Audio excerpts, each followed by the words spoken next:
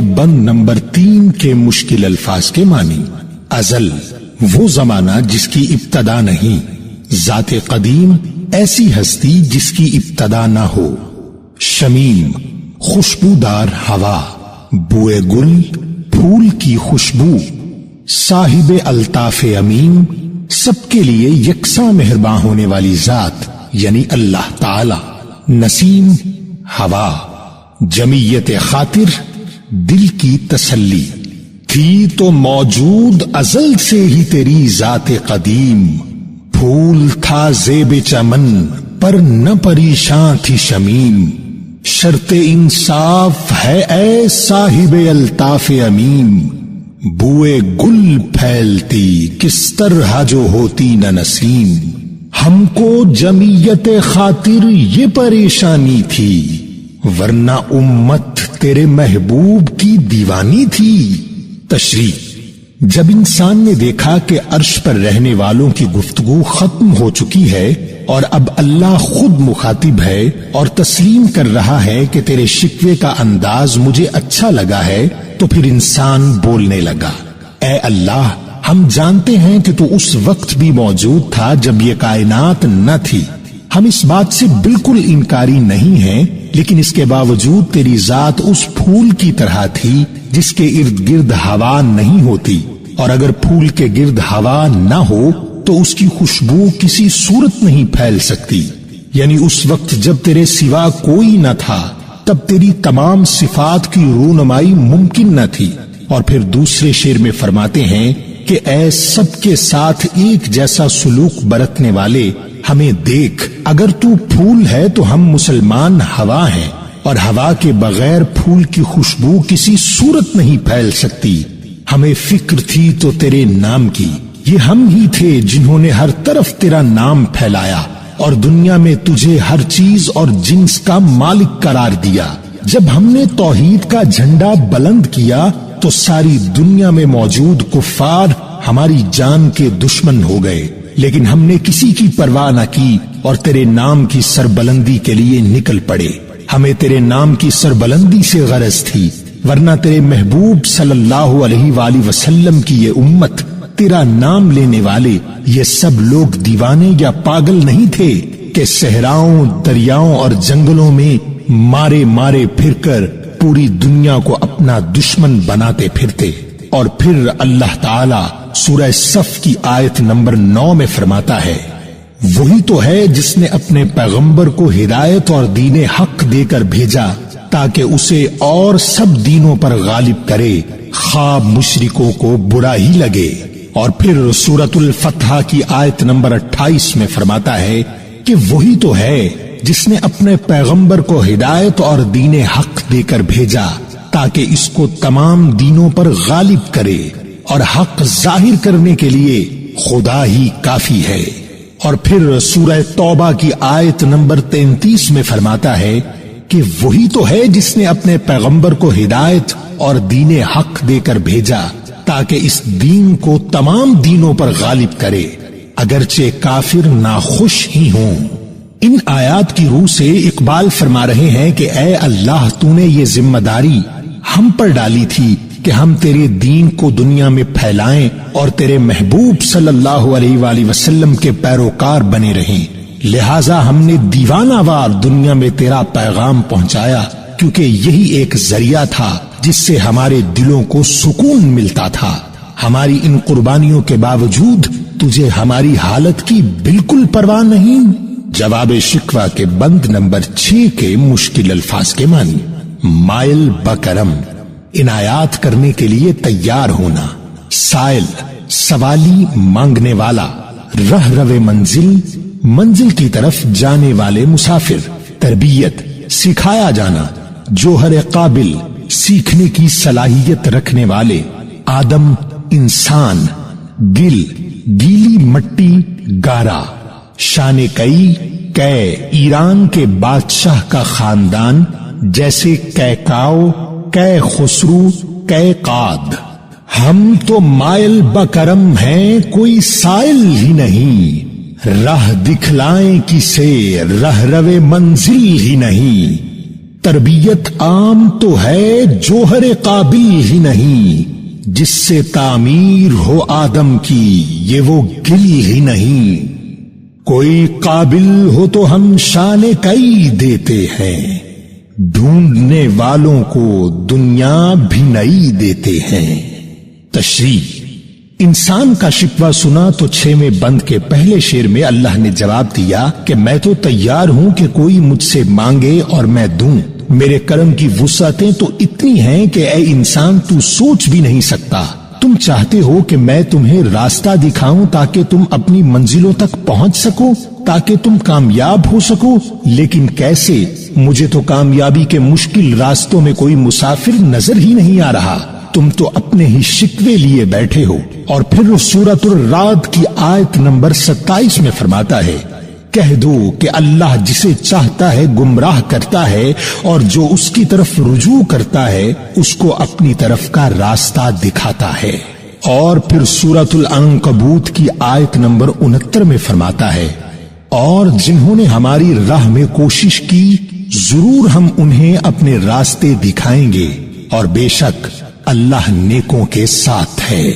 اور پھر دوسرے شعر میں، یعنی تربیت عام تو ہے جوہر قابل ہی نہیں، جس سے تعمیر ہو آدم کی یہ وہ گل ہی نہیں۔ فرماتے ہیں کہ ایسا نہیں ہے کہ تمہیں آداب سکھائے ہی نہیں گئے، ایسا بھی نہیں ہے کہ تم زندگی گزارنے کے طریقے نہیں جانتے۔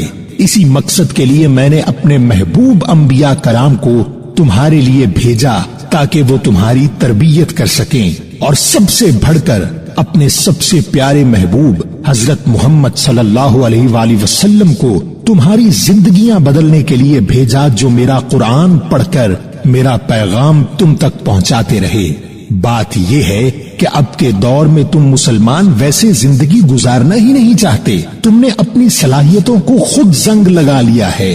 بات یہ ہے کہ جس مٹی سے میں نے آدم کو پیدا کیا تھا تم وہ ہو ہی نہیں، وہ بہت وفادار اور اپنی غلطیاں تسلیم کر کے معافی کا طلبگار ہونے والا آدم تھا، لہذا پہلے تم اپنی غلطیاں تسلیم کرو اور اپنے آپ کو اس راستے پر لاؤ جو کامیابی کا راستہ ہے۔ اور پھر تیسرے شعر میں، یعنی کوئی قابل ہو تو ہم شان کئی دیتے ہیں، ڈھونڈنے والوں کو دنیا بھی نئی دیتے ہیں۔ تیسرے شعر میں فرماتے ہیں کہ جو لوگ اپنی زندگی کامیابی کے سفر میں گزارتے ہیں ہم انہیں وہی عظمتیں عطا کرتے ہیں جیسے ایران کے قدیم خاندان کئے کے بادشاہوں کو دیا کرتے تھے۔ کوئی منزلیں ڈھونڈنے والا پیدا تو ہو، ہم اسے وہ کچھ عطا کر دیں گے جو وہ سوچ بھی نہیں سکتا، ہم اسے نئی دنیاوں اور جہانوں کے دروازوں میں داخل کر دیں گے، لیکن اس کے لیے اپنے آپ کو قابل بنانا پڑتا ہے۔ اور یہاں پھر سورہ بقرہ کی آیت نمبر 164 کا ترجمہ ملاحظہ فرمائیے، جو کچھ یوں ہے، بے شک آسمانوں اور زمینوں کے پیدا کرنے میں اور رات اور دن کے ایک دوسرے کے پیچھے آنے جانے میں اور کشتیوں اور جہازوں میں جو دریا میں لوگوں کے فائدے کے لیے چیزیں لے کر رواں ہیں، اور می میں جس کو خدا آسمان سے برساتا ہے اور اس سے زمین کو مرنے کے بعد زندہ یعنی خشک ہونے کے بعد سرسبز کر دیتا ہے، اور زمین پر ہر قسم کے جانور پھیلانے میں اور ہواؤں کے چلانے میں اور بادلوں میں جو آسمان اور زمین کے درمیان گھرے رہتے ہیں عقل مندوں کے لیے نشانیاں ہیں۔ اور پھر سورۃ الکہف کی آیت نمبر 30 میں فرماتا ہے کہ بے شک جو ایمان لائے اور نیک کام کیے ہم ان کے نیک اجر ضائع نہیں کرتے جن کے کام اچھے ہوں۔ اور اب آپ اس بند کو مکمل پڑھیے، یقیناً آپ کو سمجھ آ چکا ہوگا۔ ہم تو مائل بکرم ہیں کوئی سائل ہی نہیں، راہ دکھلائیں کسے رہ روے منزل ہی نہیں، تربیت عام تو ہے جوہر قابل ہی نہیں، جس سے تعمیر ہو آدم کی یہ وہ گل ہی نہیں، کوئی قابل ہو تو ہم شان کئی دیتے ہیں، ڈھونڈنے والوں کو دنیا بھی نئی دیتے ہیں۔ شکوہ کے بند نمبر 4 کے مشکل الفاظ کے معنی: عجب، عجیب، مسجود جسے سجدہ کیا جائے، معبود جس کی عبادت کی جائے، شجر درخت، خوگر پیکر، خوگر سے مراد ہے عادی ہونا، جبکہ پیکر محسوس سے مراد ایسی اشیاء یا جاندار جو نظر آتے ہوں اور محسوس کیے جاتے ہوں، جیسے پتھر، درخت، جانور وغیرہ۔ اندیکھا جسے انسانی آنکھ نہ دیکھ سکتی ہو یا جو نظر نہ آتا ہو۔ قوت بازو مسلم، اس سے مراد مسلمانوں کی طرف سے کی گئی جد و جہد ہے۔ کیا کام تیرا، یعنی تیرے نام کو بلند کیا۔ ہم سے پہلے تھا عجب تیرے جہاں کا منظر، کہیں مسجود تھے پتھر، کہیں معبود شجر۔ خوگر پیکر محسوس تھی انسان کی نظر، مانتا پھر کوئی اندیکھے خدا کو کیوں کر۔ تجھ کو معلوم ہے لیتا تھا کوئی نام تیرا، قوت بازو مسلم نے کیا کام تیرا۔ تشریح جواب شکوہ کے چھٹے بند میں جب اللہ نے مسلمانوں کو احساس دلایا کہ میں تو کرم کرنے کو تیار بیٹھا ہوں، راستہ دکھانے کو راضی ہوں، لیکن تم میں سے کوئی بھی ایسا نہیں جو کچھ حاصل کرنا چاہتا ہو، تو شکوہ کے چوتھے بند میں اقبال نے کس دلیل کے ساتھ آغاز کیا ہے وہ بھی کمال کہا جائے تو غلط نہ ہوگا۔ چوتھے بند کے پہلے شعر میں فرماتے ہیں کہ اے اللہ، تو کہتا ہے کہ ہم تیرے بتائے ہوئے راستے پر نہیں ہیں۔ تجھے یاد ہے جب ہم نہیں تھے تب تیری دنیا کی کیا حالت تھی؟ کیا تجھے کوئی جانتا تھا؟ یہ زمین ایک عجیب و غریب صورتحال سے دوچار تھی۔ تیرے محبوب صلی اللہ علیہ وآلہ وسلم کی اس امت سے پہلے کوئی تیری وحدانیت کا چرچا کرنے کو تیار نہ تھا۔ تو یہ بھی جانتا ہے کہ تیرے محبوب صلی اللہ علیہ وآلہ وسلم کی اس امت سے پہلے سب سے زیادہ امتی جس نبی کے تھے وہ حضرت موسیٰ علیہ السلام تھے، اور تیرے لیے حضرت موسیٰ علیہ السلام اور ان کی امت بنی اسرائیل انتہائی قریب ہو گئے تھے۔ تجھے اس امت سے امید تھی کہ بنی اسرائیل کی قوم پوری دنیا میں تیرا نام بلند کرے گی، اسی وجہ سے تو نے ان پر اپنا خاص کرم کیا، اور جیسا کہ تو نے سورۃ البقرہ کی آیت نمبر 47 میں فرمایا ہے، اے بنی اسرائیل یاد کرو میرا وہ احسان جو میں نے تم پر کیا، اور یہ کہ اس سارے زمانے پر تمہیں بڑائی دی۔ اور اسی شعر میں اقبال نے اس واقعے کی طرف اشارہ بھی کیا ہے جب حضرت موسیٰ علیہ السلام نے حضرت ہارون علیہ السلام کو اپنی جگہ چھوڑ کر کوہ طور پر اللہ سے ہم کلام ہونے کے لیے گئے، تو آپ کی امت میں بیشتر لوگوں نے حضرت ہارون کی پیروی سے انکار کرتے ہوئے سامری کے بنائے ہوئے بچڑے کی پوجا شروع کر دی تھی۔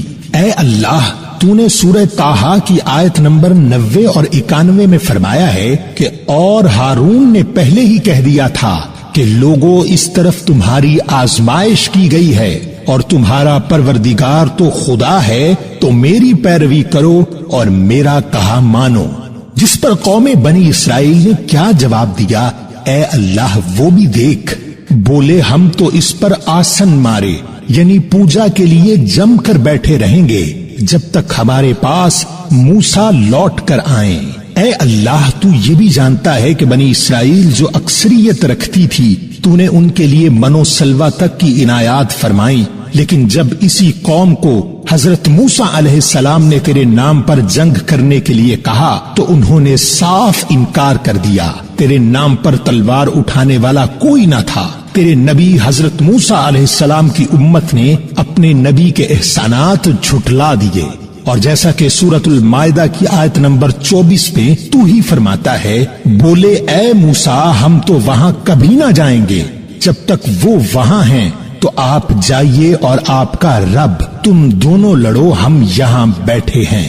جس پر حضرت موسیٰ علیہ السلام انتہائی غمگین اور افسردہ ہوئے، اور آپ نے سورۃ المائدہ کی آیت نمبر 25 میں تجھ سے مخاطب ہو کر کہا، موسیٰ نے عرض کی، کہا اے رب میرے، مجھے اختیار نہیں مگر اپنا اور اپنے بھائی کا، تو ہم کو ان بے حکموں سے جدا رکھ۔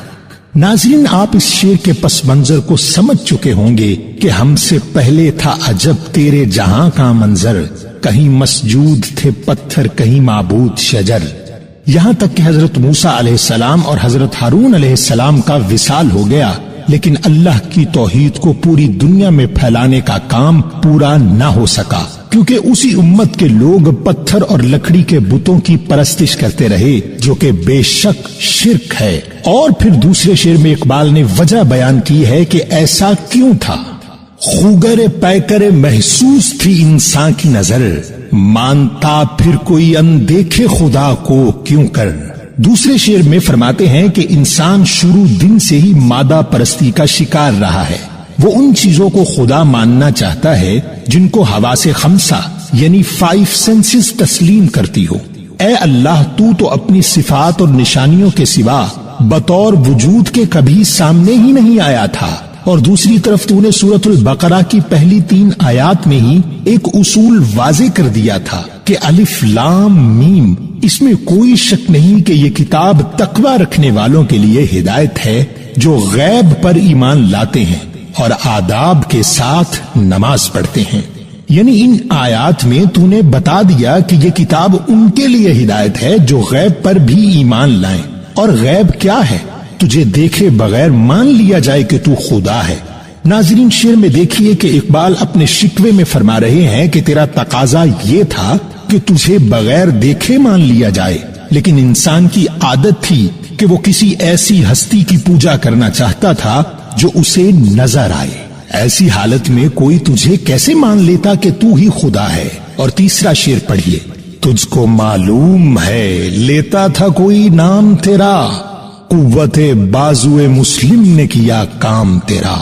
تیسرے شعر میں فرماتے ہیں کہ اے اللہ، تو بتا کہ کوئی ہے تھا جو تیرا نام لیتا یا تیری وحدانیت کا اقرار کر کے اسے دنیا میں عام کرتا؟ یہ ہم ہی تھے جنہوں نے تیرا نام بلند کیا۔ ایک حضرت موسیٰ علیہ السلام کی قوم تھی جو ان کی بات سے انکاری ہو گئی، اور ایک تیرے محبوب حضرت محمد صلی اللہ علیہ وآلہ وسلم کی امت ہے کہ جب تیرے محبوب صلی اللہ علیہ وآلہ وسلم نے پہلی بار غزوہ بدر میں صحابہ کرام کو جنگ کے لیے دعوت دی تو انہوں نے جواب دیا کہ اے پیارے محبوب صلی اللہ علیہ وآلہ وسلم، آپ ہمیں حضرت موسیٰ علیہ السلام کی امت جیسا نہ سمجھیے گا، آپ حکم کریں، آپ سمندر میں کودنے کو کہیں گے تو ہم سمندر میں بھی کود جائیں گے۔ وہ ہم ہی تھے جنہوں نے تیرے نام کی سربلندی کے جھنڈے اٹھائے۔ کیا تجھے نہیں معلوم کہ ہم سے پہلے تیرے جہاں کا کیا منظر تھا اور ہمارے بعد صورتحال یکسر بدل چکی تھی؟ ناظرین، اب امید ہے کہ آپ اس بند کو سمجھ چکے ہوں گے، تو ایک بار پھر پڑھیے کہ اقبال نے اس طویل شکوے کو کس پس منظر کے تحت اللہ کے سامنے رکھا ہے۔ ہم سے پہلے تھا عجب تیرے جہاں کا منظر، کہیں مسجود تھے پتھر کہیں معبود شجر، خوگر پیکر محسوس تھی انسان کی نظر، مانتا پھر کوئی اندیکھے خدا کو کیوں کر، تجھ کو معلوم ہے لیتا تھا کوئی نام تیرا، قوت بازو مسلم نے کیا کام تیرا۔ شکوہ کے بند نمبر 5 کے مشکل الفاظ کے معنی۔ سلجوق ترکی میں بسنے والے ایک قبیلے کا نام ہے۔ ساسانی قدیم ایران میں حکمران قبیلے کا نام ہے۔ مامورے یہاں اس سے مراد دنیا ہے۔ یونانی گریس یا یونان میں بسنے والے۔ نصرانی عیسائی مذہب کے پیروکار بس رہے تھے یہی سلجوق بھی تورانی بھی، اہل چین میں ایران میں ساسانی بھی، اسی مامورے میں آباد تھے یونانی بھی، اسی دنیا میں یہودی بھی تھے نصرانی بھی، پر تیرے نام پہ تلوار اٹھائی کس نے، بات جو بگڑی ہوئی تھی وہ بنائی کس نے۔ تشریح 5ویں بند میں بھی چوتھے بند کی طرز کا تسلسل جاری ہے۔ جیسا کہ آپ جانتے ہیں کہ جواب شکوہ کے 6 بند میں اللہ تعالی مخاطب تھا کہ مسلمانوں، تم کامیابی کے راستے پر ہو ہی نہیں، ورنہ میں تو راستہ دکھانے کو تیار ہوں۔ اس کے بعد شکوہ کے 4 بند میں اقبال نے بتایا کہ اگر ہم کامیابی کے راستے پر نہیں تو پھر اور کون ہے، کیونکہ ہم سے پہلے تو تیرے نام کے لیے کسی نے کوشش ہی نہیں کی۔ اور اب 5ویں بند کا پہلا شعر دیکھیے۔ بس رہے تھے یہی سلجوق بھی تورانی بھی، اہل چین میں ایران میں ساسانی بھی۔ فرماتے ہیں کہ یہی وہ دنیا ہے جہاں 2 جنگجو قومیں یعنی سلجوق اور تورانی بستے تھے۔ یہ دونوں قبیلے اپنی بہادری اور شجاعت میں مشہور تھے۔ ترکوں میں سلجوق، جنہوں نے وسطی ایشیا میں 1071 اور 1194 کے درمیان اپنا دبدبہ قائم رکھا۔ سلجوق ہی وہ قبیلہ ہے جس نے اس وقت کے جاہل ملاؤں کے پیچھے لگ کر ایران کے شہر اصفہان پر اس وقت حملہ کیا جب ابو علی ابن سینا کی شعبہ صحت اور حکمت کی آماج گاہ یعنی مدرسہ طب پوری دنیا سے آنے والے طلباء کو علم طب سے روشناس کر رہا تھا۔ اسی طرح اقبال تورانیوں کی تاریخ پر نظر ڈالتے ہوئے بتا رہے ہیں کہ وہ ایک ایرانی جنگجو قبیلہ تھا جن کا روب آج بھی جانا جاتا ہے۔ اور اسی شعر کے دوسرے مصرے میں چین اور سلطنت ساسان کا ذکر کرتے ہوئے فرما رہے ہیں کہ یہ وہ قومیں ہیں جنہوں نے ہزاروں سال تک اپنا وجود قائم رکھا، اور یہ وہی لوگ ہیں جو وسائل اور طاقت کے لحاظ سے اپنی مثال آپ تھے، جو کچھ بھی کرنے کی صلاحیت رکھتے تھے۔ اور پھر دوسرے شعر میں دیکھیے، اسی معمورے میں آباد تھے یونانی بھی، اسی دنیا میں یہودی بھی تھے نصرانی بھی۔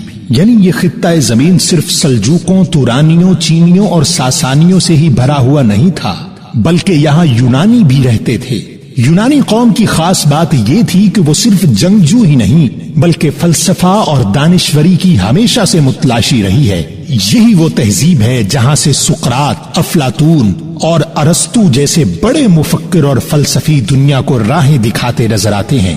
یونان کی بات کی جائے تو سکندر اعظم جیسے فاتح کا ذکر نہ کیا جائے تو مناسب نہیں ہوگا۔ اقبال نے اس یونانی تہذیب کا تذکرہ کر کے خدا کی بارگاہ میں ان تمام قوموں کی نشاندہی کی ہے جو انتہائی طاقتور تھیں، اور اسی شعر کے اگلے مصرے میں دو مذاہب کا ذکر کرتے ہوئے فرما رہے ہیں کہ حضرت موسیٰ علیہ السلام کی امت یعنی یہودیوں اور حضرت عیسیٰ علیہ السلام کی امت یعنی نصرانیوں کو بھی یہی تلقین کی گئی تھی کہ پوری دنیا میں اللہ کے نام کو پھیلایا جائے اور یہ حقیقت باور کرائی جائے کہ اللہ صرف ایک ہے اور یہ کائنات صرف اسی نے پیدا کی ہے۔ اور پھر اسی بند کے آخری شعر کی طرف بڑھیے، پر تیرے نام پہ تلوار اٹھائی کس نے، بات جو بگڑی ہوئی تھی وہ بنائی کس نے۔ اس آخری شعر میں دنیا میں بسنے والی مختلف قوموں، قبیلوں، تہذیبوں اور مذاہب کا حوالہ دیتے ہوئے فرما رہے ہیں کہ اے اللہ، ان میں کون تھا جس نے تیرے نام کی عظمت کے لیے جنگیں لڑیں اور تلواریں اٹھائیں؟ بے شک کسی دوسری قوم نے حق کی سربلندی کے لیے نکلنا ضروری نہ سمجھا، اور ایک ہم تھے جو ہر دم تیرا نام لیتے تھے اور تیرے محبوب صلی اللہ علیہ وآلہ وسلم کے حکم پر عمل پیرا ہوتے رہے۔ اے اللہ، تو کہتا ہے کہ ہم کامیابی کے راستے پر نہیں ہیں، تو پھر تیری راہ میں جان وارنے کا راستہ کیا سیدھا راستہ نہیں ہے؟ جواب شکوہ کے بند نمبر 10 کے مشکل الفاظ کے معنی: فن، ہنر، پروائے نشیمن، اپنے گھر کی فکر ہونا، آسودہ، مطمئن ہونا، خرمن، کھیتی، اسلاف، باپ دادا یا آباء و اجداد، مدفن، قبر، مقبرہ یا مزار، نیکو نام، نیک نام ہونا۔ جن کو آتا نہیں دنیا میں کوئی فن تم ہو، نہیں جس قوم کو پروائے نشیمن تم ہو، بجلیاں جس میں ہو آسودہ وہ خرمن تم ہو، بیچ کھاتے ہیں جو اسلاف کے مدفن تم ہو نیکو نام جو قبروں کی تجارت کر کے، کیا نہ بیچو گے جو مل جائیں صنم پتھر کے۔ تشریح: شکوہ کے چوتھے اور 5ویں بند میں اقبال نے اپنے ماضی کی بات کرتے ہوئے یہ ثابت کرنے کی کوشش کی کہ اے اللہ، اگر آج اس دنیا میں تیرے نام لینے والے موجود ہیں تو وہ ہماری وجہ سے ہیں، جس پر اللہ تعالیٰ جواب شکوہ کے بند نمبر 10 میں حقیقت سے پردہ چاک کرتے ہوئے فرماتا ہے۔ پہلا شعر ملاحظہ فرمائیے: جن کو آتا نہیں دنیا میں کوئی فن تم ہو، نہیں جس قوم کو پروائے نشیمن تم ہو۔ اے مسلمان، تو نے کبھی اپنی موجودہ صورتحال پر نظر ڈالی ہے؟ کیا تم نہیں جانتے کہ اس وقت دنیا میں تمہاری حالت کیا ہے؟ حقیقت تو یہ ہے کہ تمہارے پاس کسی بھی لحاظ سے کوئی فن موجود نہیں۔ سائنسی ایجادات سے لے کر نئی تخلیقات تک، علم سے لے کر عرفان تک، انسانی ارتقاء سے لے کر خلق خدا کی بھلائی تک موجودہ دور یہ بات واضح کرتا ہے کہ تم ہر میدان میں اہل کفار سے پیچھے رہ چکے ہو۔ علم و ہنر جو اسلام کی بنیادی دلیل ہے، تم اسی سے ناآشنا ہو چکے ہو۔ تم بھول چکے ہو کہ اس مذہب کی ابتدا ہی لفظ اقرا ہے، جس کا معنی ہے پڑھ۔ اور پھر سورہ زمر کی آیت نمبر 9 میں اللہ تعالیٰ فرماتا ہے، کیا جاننے والے اور نہ جاننے والے برابر ہیں؟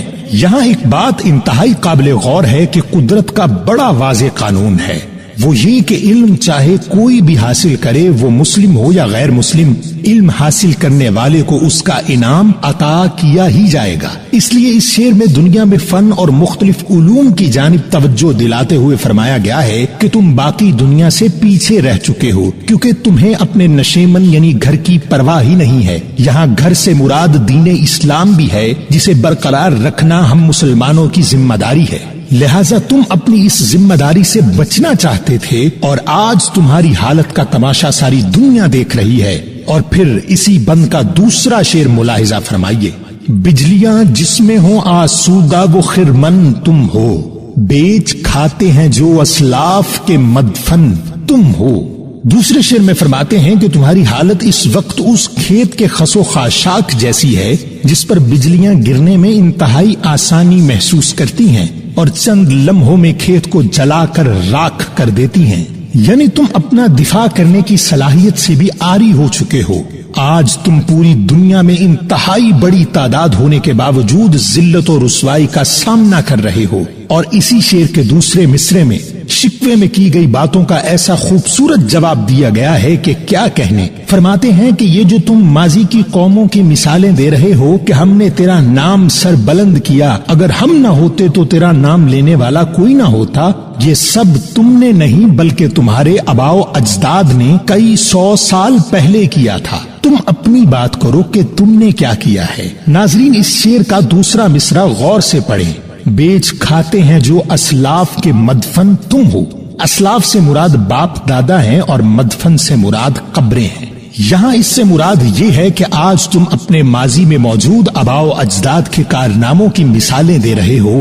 یہ ایسا ہی ہے جیسے تم میرے آگے ان کی قبریں بیچ رہے ہو۔ اور اس مصرے کا دوسرا پہلو یہ بھی ہے کہ میرے اولیاء کی قبروں کو مزاروں کی صورت کاروباری اڈے بنا چکے ہو۔ کبھی تم نے سوچا ہے کہ جس مزار یا قبر کو تم دعاؤں کے عوض فروخت کر رہے ہو، اس قبر میں موجود ولی کی تعلیمات کیا تھیں؟ نہیں، بالکل نہیں۔ تم نے سب کچھ نظر انداز کر دیا ہے اور آج اپنے آباء و اجداد کی خدمات کے صلے میں مجھ سے راحت اور آرام چاہتے ہو۔ تیسرے شعر میں فرماتے ہیں، ہو نکو نام جو قبروں کی تجارت کر کے، کیا نہ بیچو گے جو مل جائیں صنم پتھر کے۔ یعنی سچ تو یہ ہے کہ اپنے باپ دادا کی قبروں پر تجارت کر کے تم نے خود کو دنیا کے سامنے پرہیزگار ثابت کر لیا ہے، لیکن میں سب جانتا ہوں تم نے یہ سوچنا بھی چھوڑ دیا ہے کہ میں اللہ ہی رزق دینے والا ہوں۔ اور اللہ تعالیٰ سورۃ الجمعہ کی آیت نمبر 11 میں فرماتا ہے، اور اللہ بہتر رزق دینے والا ہے۔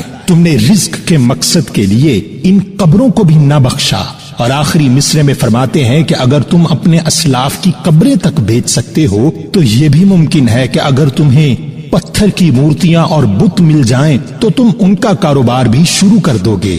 اس لیے ان لوگوں کی باتیں مت کرو جو کئی 100 سال پہلے ہر میدان میں تم سے ہی نہیں بلکہ پوری دنیا میں آگے تھے اور میرا نام بلند رکھنے میں ایک خاص لگن رکھتے تھے۔ جو میرا نام زندہ رکھنے کے لیے نکلتے ہیں اور میرے بتائے ہوئے اصولوں پر زندگی بسر کرتے ہیں، میں انہیں کبھی رسوا نہیں ہونے دیتا۔